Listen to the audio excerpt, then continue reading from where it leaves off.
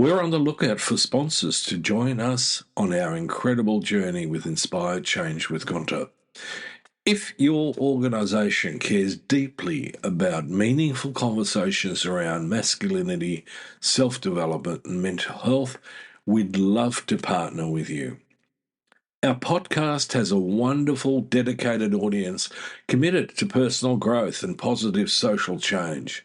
By sponsoring Inspired Change with Gunter, your brand will connect with listeners who truly value thoughtful discussion and support initiatives that promote real transformation. We're incredibly proud to be ranked number 1 in Australia and number 5 in the USA on FeedSpot's top men's mental health podcasts. For more information on how to become a sponsor, please reach out to Miranda Spiegner Sapon, our showrunner and executive producer. We'd love to explore how we can work together to inspire change.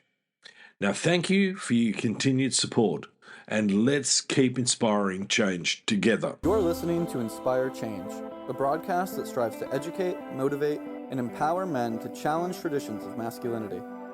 To guide us through the intricacies and intersections of emotions, relationships, and male identity is renowned psychologist, author, and speaker Gunter Swoboda.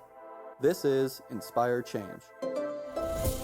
Before I begin the actual podcast, I would like to respectfully acknowledge the Gadigal people of the Eora Nation, who are the traditional custodians of the land on which I work.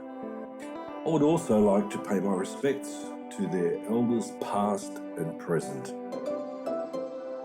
Welcome everybody to another episode of Inspired Change with Gunter. You know, there's a kind of hope I've learned to distrust, the kind that shows up quickly, that has not looked at the evidence, that wants you to feel better before you have felt anything at all. And then there's the other kind, the hope a person builds slowly with their eyes open, while fully aware of every reason it might not be warranted. Now, that second kind is harder to come by. It is also the kind that's worth a lot.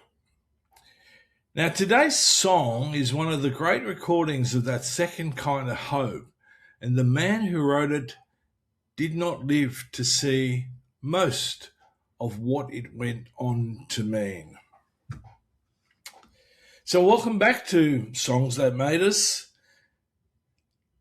the strand of the stream where we sit with one piece of recorded music and ask what it's doing, how it was made, and why it still reaches us.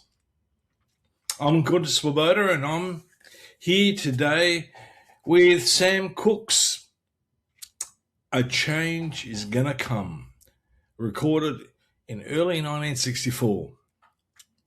If any of you know Cooke at all, you probably know the smooth crossover hits, the voice that could make almost anything sound effortless.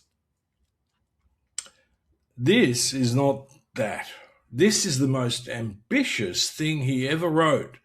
And by the time most people heard it as a single, he was already dead. So there is a lot going on in under 3.5 minutes, and I want to take it slowly. So where did this song come from? By 1963, Cooke had built a career on romantic pop, and he was restless with it. He wanted his music to carry more weight. The turning point, according to his biographer Peter Guralnick, was hearing Bob Dylan's Blowin' in the Wind. Cooke was struck by it. And more than struck, he was challenged. Here was a song speaking directly to the black experience in America, and it had not come from a black writer. Cooke reportedly felt it should have been his song to write. Then life sharpened the point. In October 1963, Cooke, his wife, and his party were turned away from a segregated motel in Louisiana, and the confrontation ended in an arrest. It made the papers at the time, And not long after, near the end of that year, Cooke told people close to him that the finished song arrived almost whole, as though in a dream. Now, I want to be honest about the record here, because this is a show that cares about getting it right. The sources do not fully agree on some details, including exactly where in Louisiana the incident happened, and whether the song first reached the public as an album track or later as a single. I'm not going to smooth those disagreements over. What no one disputes is the important part.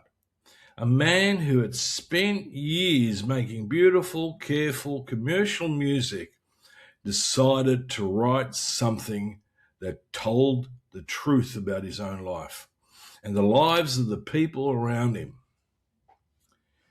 So what do you actually hear? Now, this is where the song refuses to do the expected thing. This is 1964. The protest song, at the moment, largely means one person and an acoustic guitar. Dylan, folk. Something you could play around a fire or carry on a march. Cooke goes the other way entirely. He hands the song to his arranger, Renee Hall, and gives him almost no instructions. Just make it what it deserves to be. And Hall writes a score more like a film music than a pop piece. It opens with a full orchestral overture. Then the instrumentation shifts underneath each verse. The rhythm section carries the opening. Strings rise through the second verse. Horns take the third. Timpani and strings gather under the bridge.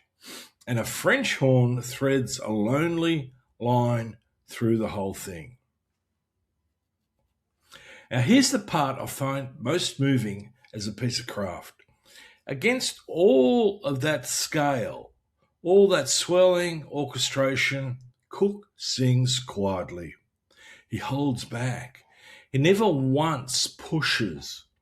The whole recording lives in the tension between an enormous orchestral floor and a voice that stays calm on top of it. That restraint is not Cooke running out of power. It is the meaning. The steadiness of the voice is the argument. This is a man telling you what he intends to keep believing. He doesn't need to shout it. So now let's get to the words and essentially what they hold. Now, I'm not going to read the lyrics to you. On this show, we describe rather than reproduce, partly out of respect for the work and partly because describing forces us to actually notice what is happening. And what is happening in the language is a movement between two registers. It opens in almost biblical territory, an image of being borne by a river, placing the singer inside a long current of time. Then it drops without warning into completely ordinary speech. A plain account of going downtown and being told, in effect, not to linger. No commentary. Just the small daily humiliation, stated flat.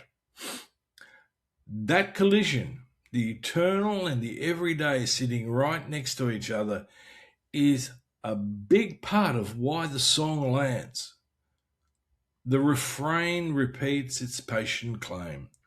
Change has been a long time coming. It is still coming. And notice what the song doesn't do. It doesn't ask Dylan's questions. Blowing in the Wind asks how many, how long, how far. Cooke doesn't ask. He states. He tells you a change is coming to come. The hope is asserted, not proven. And it's spoken by a voice that has clearly absorbed the full cost of waiting.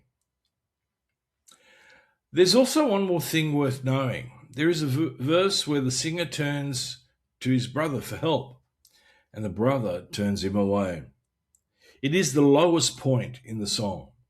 And on the single that most people first heard, that verse was cut. So album listeners and single listeners were, in a real sense, hearing two different songs. One of them contains the moment of being refused by your own, and one of them doesn't. Now, in what moment did this land? Now, you can't separate this song from its exact moment.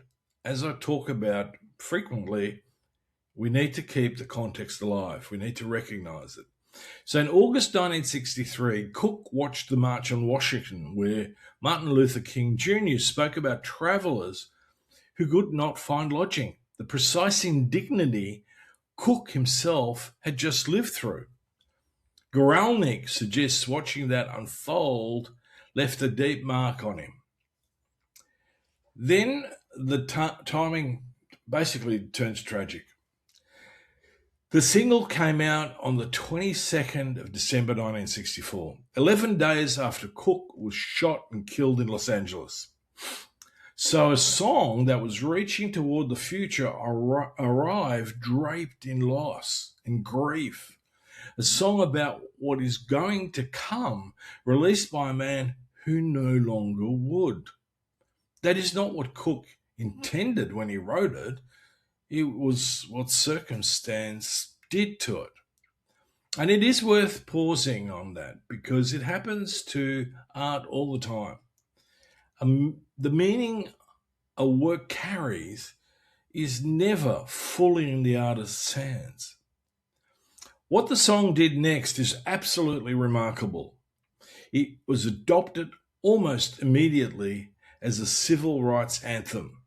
It was added to the Library of Congress National Recording Registry in 2006. It's been recorded by hundreds of artists. And it did that because it manages something rare. It names a specific injustice, Cooke's own, and phrases it as a hope broadly enough to travel to movements and decades and people Cooke never saw. On a personal note, I said at the top that I distrust hope that comes too easily. Now let me tell you why this song sits so close to the work that I do. In therapy, the hope I have learned to respect is not optimism. It is not the belief that things are already getting better. It is a decision a person makes to keep moving towards something they cannot yet see, while being fully honest about the evidence against it. That is one of the hardest things a human being can do.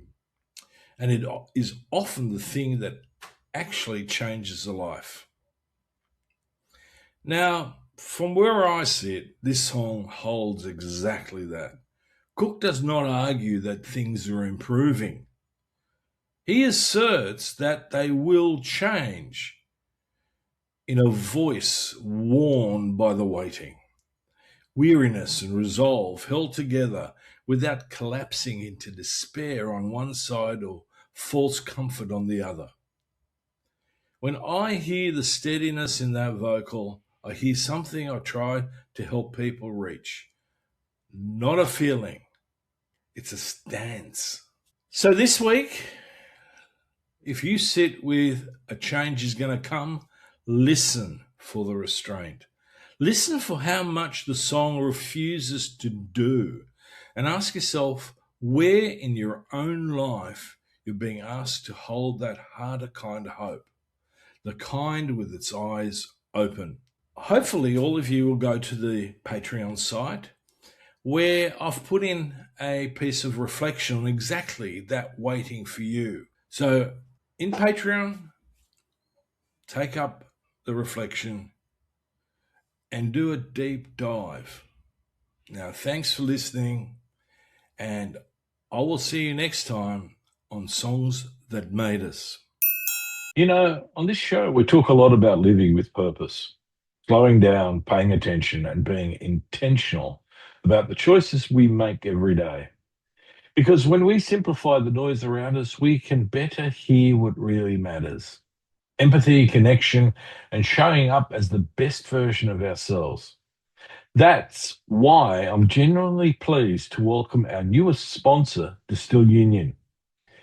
Their philosophy aligns beautifully with what we do here. Distill Union creates slick, thoughtfully designed essentials, wallets, key organizers, phone cases, all built with a less is more approach. Their Wally wallets, Ferris key organizers, these are everyday tools that make life easier, cleaner, and calmer. In that simplicity, there's space for clarity, there's space for change. As a thank you to our Inspire Change community, they're offering 20% off any product with the promo code Inspire Change. Have a look, try them out, and see how simplifying your day can open the door to something deeper. Visit distillunion.com and enjoy 20% off any product with the promo code Inspire Change. That's distillunion.com with promo code Inspire Change to check out. Hello to all our listeners. We thank you for tuning in and supporting positive social change, which makes you a part of Gunter's efforts in transforming not only men's lives, but lives in general. And we are grateful that you have joined us. We want to extend a huge thank you to our listeners in Tacoma and Seattle for bringing Washington to number 4 on the top 10 USA listeners list. And for our top 20 global listeners list, we want to extend our gratitude to our listeners in San Jose for bringing Costa Rica to number 16 and Suva for bringing the island of Fiji to number 20. We celebrate both countries for securing their place on the list for the first time ever.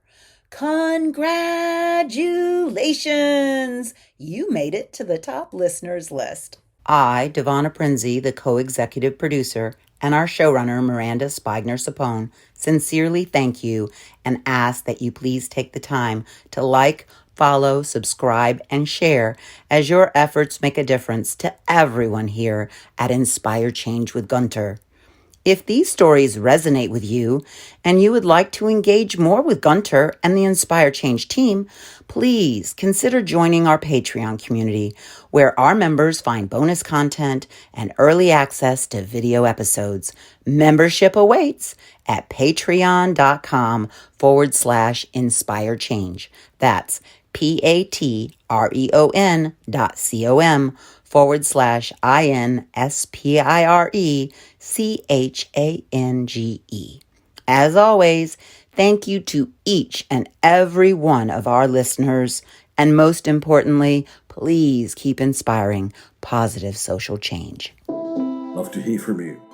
And if you're interested, please check out my work on www.guntersvoboda.com or www.goodmengreat.com. Thank you for listening to Inspire Change, a broadcast that strives to educate, motivate, and empower men to challenge traditions of masculinity. For more information on the Making Good Men Great movement, or for individual or group coaching sessions with Gunter, visit goodmengreat.com.